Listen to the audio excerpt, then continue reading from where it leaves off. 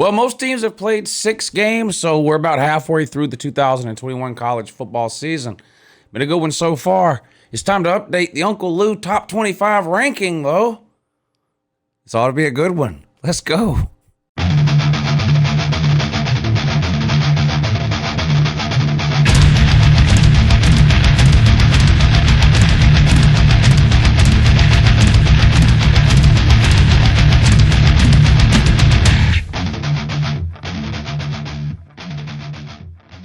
Hey, good morning. It's Uncle Lou here. Yeah, that's right. It's me, Uncle Lou, and guess what? I'm live for you on LouTube today, so thanks for watching. I really appreciate it. Also, in addition to that as well. Hey, subscribe to this channel if you're not already. Did you know I post college football videos almost every single day of the year? Some of them are even watchable. People like this top 25 ranking. They like to hate it, generally speaking. But anyway, as usual, I'm going to go through the top 10 from number 10 to number 1. I'm going to do the best I can to explain why I have each team ranked where I do. And then at the end of the video, I'll put up 11 through 25. All right, coming in at number 10 this week, I've got Michigan State again. It's getting really hard for me to rank some of these teams in the Big Ten East. Isn't it weird? None of these teams have played. We're halfway through the season, and none of these teams have played each other yet. I'm talking, of course, about Michigan, Michigan State, Penn State, and Ohio State. All 4 of those teams are in the Big Ten East. They're all 4 top 10 teams, in my opinion. They all play each other, yet we're halfway through the season, and none of them has played each other yet. What that means is that the next couple of months within the Big Ten East is going to be an absolute meat grinder. Michigan State, I had them at 10 last week. This week they go on the road and beat Rutgers 31-13. This was the third game of a really brutal 3-game stretch for Rutgers, and it showed. Michigan State really manhandled them. Kenneth Walker had another monster game. He's probably in the Heisman conversation at this point, running back for Michigan State. They won 31-13. This week, they go on the road at Indiana, but like I said, after that, it's going to get much more difficult as these teams in the Big Ten East start to face off against each other. At number 9, I've got Oregon, and again, this is something I'm having a real hard time with. There's several one-loss teams that I think you can make an argument to have anywhere from 10 to maybe 5 in your ranking. So I'm not looking for everybody to agree with where I have some of these one-loss teams ranked, and you're welcome to tell me where you disagree and where you would have these one-loss teams. I am going to do my best to try to explain to you why I have them where I do, though. I was impressed with Oregon's win on the road at Ohio State. I'm still impressed with Oregon's win on the road at Ohio State, but they've got a bad loss. That loss to Stanford, in my opinion, is not a good loss. When you look at some of the other one-loss teams, I think they have better losses. Ohio State, for example, has a better loss than Oregon, which makes it weird because Oregon beat Ohio State, which is a good loss for Ohio State. But Oregon has the worst loss. And to be honest with you, Ohio State seems to be getting a lot better right now from week to week. Their offense is starting to click and come together. Ohio State, to me, is not the same team right now that lost in week 2 to Oregon. Now, that doesn't matter. You can't go back and replay games. And that game's going to be a loss for Ohio State for the rest of the season, no matter how good Ohio State continues to play. However, the eye test is part of how I rank teams, as well as obviously their record. Who have you beat? Who have you lost to? Those kinds of things, all go into where I try to figure out where to rank some of these teams. So I've decided to go ahead and put Oregon at number 9. They were off this past week. They play at home against Cal this coming week. All right, at number 8, I have Alabama. Cry, type, whatever you want to do. Again, I'm not trying to convince anybody that my ranking is better or worse than anyone else's. I'm just going to tell you why I've got Alabama at 8. What is Alabama's best win? I guess on the road at Florida, same Florida team that lost to Kentucky. You're about to find out this weekend how good Kentucky is or isn't. They play Georgia. Georgia's probably going to beat them by 3 or 4 touchdowns. I just don't think anymore that's as good of a win as it looked like at the time for Alabama. Then you look at their one loss. They have one of the worst losses of any of the one-loss teams in the top 10, right? A loss to a bad Texas A&M team. You can try to convince me that somehow Texas A&M became a great team between week 5 when they lost at home to Mississippi State and week 6 when they beat Alabama, but I'm just not going to buy it. Yes, their quarterback played well, but part of that is the fact that he played against an Alabama defense that really hasn't been what we were told it was going to be all season long. They gave up the points to Miami. They gave up points to Mercer. They gave up points to Southern Miss. They gave up 21 to Ole Miss. And then, of course, get beat this past week by a 2-loss Texas A&M team, 41 to 38. The offense played okay. They put up 38 points, but the defense was non-existent. Alabama had turnovers. Alabama gave up a special teams touchdown, and in the end, Texas A&M made one more play than Bama did, and they got to win. Does this mean Alabama's going to fall off the cliff and lose the rest of their games? Of course not. They could easily run the table. If Alabama continues to play the way they've been playing this season, I think they'll probably lose another game. I think it's obvious to anybody that has watched Alabama play this year. They're not as good as they were last year when they won the national title. I haven't had Alabama at number 1 in my poll for a couple of weeks now. I had them at 2 this past week. I'm moving them down to 8 this week. This isn't a good loss. Penn State, who's ranked a little bit higher, we'll talk about them in a second, losing at Iowa in a close game, that's a good loss. Even Auburn losing on the road at Penn State in a close game, pretty good loss. Losing to a bad Texas A&M team, not a good loss. And unfortunately for Alabama right now, they don't really have another great win to fall back on. Their best win, like I mentioned, is to a 2-loss Florida team, right? So I just think 8 is a good spot to put Alabama right now. Now, Alabama's going to have an opportunity to play some more ranked teams on down the road. They're going to play Arkansas. They're going to play Auburn at the end of the year. So they have an opportunity to move up. And clearly, if Alabama wins the SEC West with an 11-1 record, and then were to win the SEC title game against most likely Georgia, Alabama would be in the playoffs. So it doesn't matter where they're ranked now in my rankings or anyone else's for that matter. But when you look at what we've seen so far through 6 weeks of football, I think this is a fair ranking for Alabama right now at this point in the season, coming off of a bad loss to Texas A&M. Now, Alabama plays on the road this coming week against Mississippi State. And if there's one team in America I would not want to be this coming week, it's Mississippi State. Mississippi State is liable or Alabama rather, is liable to beat the absolute soul out of Mississippi State this week. I would not want to play a pissed off Nick Saban and an Alabama team this week. It'll be interesting to see how that game goes on the road for the Gumps at Mississippi State. But I've got them number 8. Coming in at number 7 this week in the UncleLou Top 25, I've got Michigan. All Michigan does is keep winning, and I don't hear a lot of people talking about it. And I sort of understand why. There's been several years over the last 5 or 6 years since Jim Harbaugh took over there where you sort of felt like Michigan was close to getting over that hump and finally, maybe beating Ohio State, winning the Big Ten East, maybe even a Big Ten title, whatever. And every single year it has seemed to come apart. And a lot of people, myself included, have decided I'm not going to get tricked anymore. Michigan's going to have to show me week in and week out that they're for real before I completely go all in on them. And to a certain extent, I'm still doing that with Michigan, even though I think having them ranked 7th in this poll is a pretty good ranking for Michigan. That's a high ranking, a ranking I think they deserve. I'm still, I guess I would describe my feelings towards Michigan right now as cautiously optimistic that they have a shot to compete or win the Big Ten East. Just like when we talked about, who was that? Michigan State that we talked about a few minutes ago. Michigan still has to play all of those top 10 teams within the Big Ten East, right? Michigan still has games against Michigan State, Ohio State, and Penn State.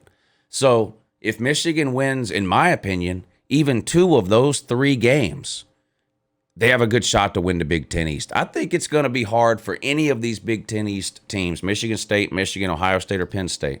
I think it's going to be hard for any of those 4 teams to run the table in the Big Ten East. It's just such a meat grinder right there. I don't know if there's a team good enough in the Big Ten East to run the table the rest of the way, including Ohio State. And that's what could really come back to bite Ohio State with that loss to Oregon. If they trip up in one of those 3 big games remaining on their schedule, that won't be their first loss, right? They also have that earlier loss to Oregon. It would be a second loss for Ohio State. But right now, Michigan is undefeated. They've got one of the most exciting players in all of college football in Kenneth Walker, the running back. He's over 1,000 yards already. If he's not on your Heisman list now, he should be. He might even be the front runner in some people's minds for the Heisman right now, especially with Bryce Young and Alabama losing this past weekend. Bijan Robinson at Texas, another great running back. But I would put Kenneth Walker right now. If you want to separate out your Heisman candidates by position right now, I would have Kenneth Walker as the best running back in terms of potentially winning the Heisman, with Bijan Robinson just under that. I think he's really, really good. I think if Kenneth Walker keeps this up, he'll definitely be a Heisman finalist. Will he win it? We'll see. It's notoriously hard over the last 20 years or so for a running back to win the Heisman, but it does happen from time to time. It tends to be a quarterback award in most years. But Michigan has looked pretty good so far. Now, they haven't really been tested in that, what am I trying to say? They haven't really been forced to throw the ball yet. And so if I'm looking at Michigan and trying to find some questions there, it's the throwing game. Not that the throwing game or the passing game has been bad. They just haven't had to use it all that often. They've thrown the fewest passes of any Power 5 team. Now, like I said, they haven't needed to throw the ball. No one has been able to slow down Kenneth Walker in that running game yet. What happens if someone does? That's my biggest question about Michigan. But they're undefeated halfway through the season, right? A lot of teams would love to trade places with them. And I've got them number 6 at this week in the UncleLou top 25. Or I'm sorry, number 7. Number 6, Penn State. Tough loss this past weekend for Penn State on the road at Iowa. Michigan's off this coming week, by the way. I forgot to mention. They beat Nebraska this past weekend, 32-29. Not a convincing, dominating win, but a win nonetheless. Penn State I've got at 6. Heartbreaking loss on the road to Iowa this past week. One of the best games of the weekend. They lost 23-20. They're off this coming week, too. Penn State's got a couple of pretty good wins. They shut out Indiana, I think 24-0. They beat Wisconsin on the road. They beat Auburn at home. Those are 3 decent wins. Maybe none of those wins are great, but they're all decent Power 5 wins, right? This was their opportunity this past weekend to get sort of their signature win, and they fell a little bit short on the road against a really, really good undefeated Iowa team, 23-20. Can Penn State run the table the rest of the way? I feel the same way about Penn State I do about Michigan State, Michigan, and Ohio State. It's going to be hard. It's going to be hard for any of those teams to make it the rest of the way undefeated. And like Ohio State, since Penn State now has a loss, any other loss is going to be devastating for them in terms of making the college football playoff. It's just going to be hard for someone to get in with 2 losses. But I do think Penn State is a legitimately good team. I think they belong in the top 10. Now, we'll see what happens the rest of the way, because some of these teams that I think are legitimate top 10 teams, Michigan State, Michigan, Ohio State, and Penn State, some of these teams are going to finish the season with 2, maybe even 3 losses, because they all have to play each other, and these are going to be some really tough games. But right now, I've got Penn State after the loss at Iowa at number 6. That takes us into the top 5, and at number 5, I've got Ohio State. Now, I dropped them way down when they lost to Oregon. I've been slowly moving them up week by week. Their play has gotten a lot better over the last couple of weeks. I feel like a lot of people sort of laughed and wrote Ohio State off after they lost at home to Oregon, and then Oregon turned around and lost to Stanford. If you haven't watched Ohio State play in the last couple of weeks, you really haven't watched them play. They look like a totally different team offensively. Now, I still think that Ohio State has some issues defensively that would have to get cleared up in order to beat a really good team, maybe in a playoff type of situation. But their offense appears to be getting better every single week. Quarterback C.J. Stroud finally starting to hit his stride. He's a first-year starter and never even attempted a pass in college before this year. So maybe we shouldn't have been so surprised that Penn State's offense started out so slow. They still have all those great wide receivers. I still have some questions about their running game. They've got a lot of talented running backs, particularly some young ones that are really good. We'll see if that holds up over the course of the year. But I've got them coming in at number 5 this week after they absolutely destroyed Maryland 66-17, and now they're also off this coming week. So a lot of the big boys in the Big Ten East off this coming week, including my 5th-ranked team, Ohio State. That's going to take us to the top 4. And not a lot of drama here in the top 4, so I'm just going to show you the rest of the list here. I've got Oklahoma at 4, Cincinnati at 3, Iowa at 2, and Georgia at 1. And I believe that's exactly the same as the AP poll. I think the AP poll has that same top 4 in that same order. We'll start with Oklahoma. One of the best games of the entire college football season this past Saturday, the Red River Shootout. The Sooners versus the Longhorns. Oklahoma coming out on top over Texas with an amazing second half comeback. Spencer Rattler starting QB, benched. In comes Caleb Williams, and that was all she wrote. I would imagine Caleb Williams is going to be the starter for Oklahoma going forward. The offense looked like we're used to seeing an offense look under Lincoln Riley at Oklahoma once they made the switch and put Caleb in. With Spencer, It just seems like Oklahoma's offense was just kind of sputtering along, wasn't really clicking on all cylinders. Something seemed off. Even if you weren't able to really put your finger on exactly what it was when you watched them, you watched them play the first few weeks of the season, and you just went, this just doesn't look like the Oklahoma offense we're used to seeing. They made a change at quarterback to Caleb. He brings them back in a rivalry game against Texas, sort of a legendary type of game that Oklahoma fans will remember forever, I'm sure. And they end up getting the win against Texas 55-48. And this is a big win for Oklahoma because they have not looked impressive, like I mentioned in previous weeks. In fact, Oklahoma, even though they were undefeated, has been dropping in a lot of polls almost every single week. This, I do think, was a good win against a Texas team that Texas, kind of like Ohio State, dropped a game in week 2, right? Texas lost to Arkansas. Ohio State lost to Oregon. Both Texas and Ohio State have looked better every single week since that loss. And Texas was playing pretty good football coming into this game. I mentioned Bijan Robinson earlier. They've got, who's the quarterback? Is it Casey Thompson? Anyway, they've been playing pretty good the last couple of weeks. They've been red hot, especially offensively. And that kept up, especially in the first half of this game. But that comeback that Oklahoma had in the second half was just unbelievable. And they get to win yet again over Texas, this time 55-48. Now, they play at TCU, or versus TCU. They play home, believe it is, a home game versus TCU this coming week. I think that'll be an interesting game because this was an emotional game this past week, a rivalry game, sort of a last-minute win for Oklahoma and a huge comeback. Plus, I think it's totally different for Caleb Williams getting sort of thrust into the game with no notice in the second half versus going to bed every single night this week knowing he's the starting quarterback. How's he going to deal with that pressure all week long? It's a different kind of pressure going to bed at night as a backup versus going to bed at night knowing you're about to make your first ever start at quarterback for the Oklahoma Sooners. Not saying that to say that means Caleb Williams won't play well this weekend. I'm just saying it's something to keep an eye on. I do believe there's a big difference in just getting put in with no time to think about it. Hey, just go out there and do your thing versus all week long knowing you're the guy. We'll see how he responds to that this week at home against TCU. But a good win for Oklahoma. I've got him at number 4. At number 3, I've got Cincinnati. Cincinnati with another absolute destruction of an inferior team. And that's all you can do when you're an elite team and you play an inferior team is run them over. Cincinnati did that against Temple 52-3. Some people were a little worried about Cincinnati this week. Not that they might lose, but the game might be closer than a lot of people thought because if you go back to the week before, of course, that was Cincinnati's big win against Notre Dame, arguably the biggest win in Cincinnati program history. How would they follow that up the next week against, a nobody team like Temple?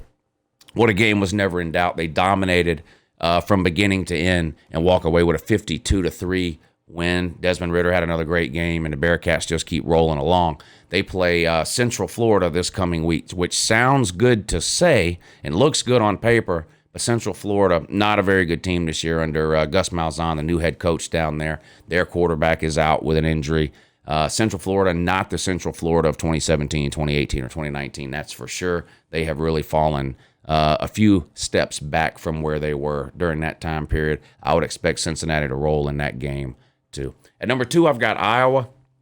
Iowa's probably got the most impressive resume in all of college football, in my opinion. There's an argument to be made to put Iowa number 1. And if someone wants to put Iowa number 1, I'm not going to tell you you're an idiot or that you're necessarily wrong. I think Georgia is number 1 in both the coaches and the AP poll. They're number 1 in my poll, and I think Iowa is too. But if you just look at going on the resume, it's hard to find a better resume than Iowa. They've beat Indiana. And now, of course, they beat Penn State this past weekend. They beat a top 10 Iowa State team a few weeks ago. They've got a good resume. So does Georgia. And Georgia is absolutely just blowing teams out. And maybe the eye test is what is making a lot of people put Georgia ahead of Iowa. That and name recognition. And I know that's not necessarily fair, but we all know that the big name programs tend to have an advantage over the smaller name programs when it comes to these rankings. Maybe that's why some people have Georgia ahead of Iowa. I'm not sure. In the AP poll, Georgia got every single first place vote. No one voted for Iowa. But I think if you just look at the resume, Iowa's got an argument to make for number 1. And I think they're a really good team. They especially play really good defense. Maybe they don't have the athletes on defense that Georgia has, but they're sound. They play fundamental. They don't miss tackles. There's no blown assignments for Iowa defensively. And offensively, they do just enough to win the game. I personally think Georgia is a better team than Iowa. I'm obviously a little bit biased, but Iowa has played really, really well every single week this season without fail. There hasn't really been a week where Iowa's went out and it looked bad. They've looked pretty good every single week. They play Purdue this coming week. And, of course, you have Georgia, or I have Georgia at number 1 in my top 25 ranking, 6-0. They beat number 18 Auburn on the road this past weekend, 34-10. And people are starting to forget, because it's been so long, Georgia is still playing all of these games without 5 starters on offense. The quarterback and 4 of our best wide receivers have yet to play. JT Daniels has played in a couple of games, but he sat out again this week, so we were down to a backup Stetson Bennett, who had probably the best game of his career this week on the road against Auburn, like I mentioned, winning 34-10.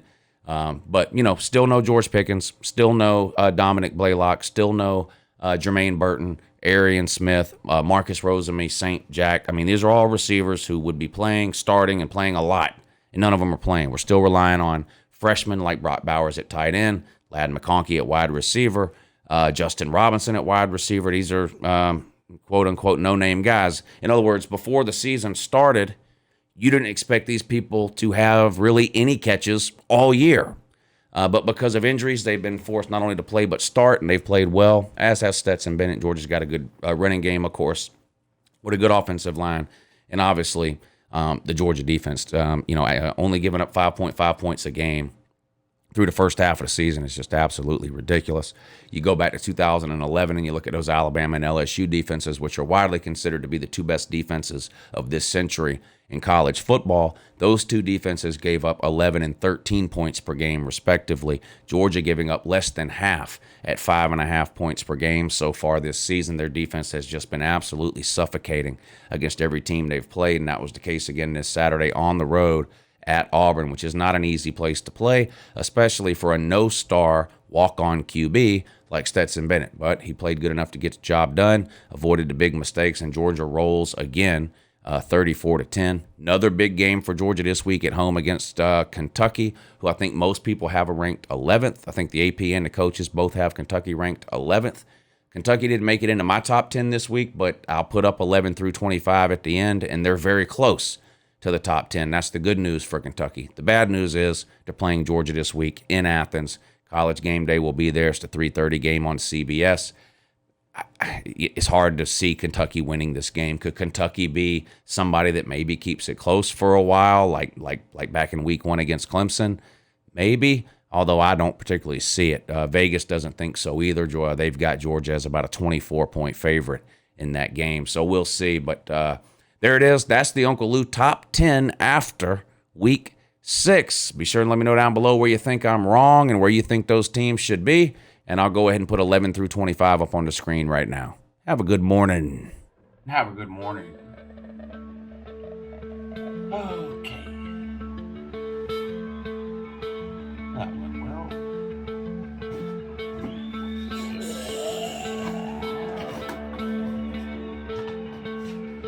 Oh.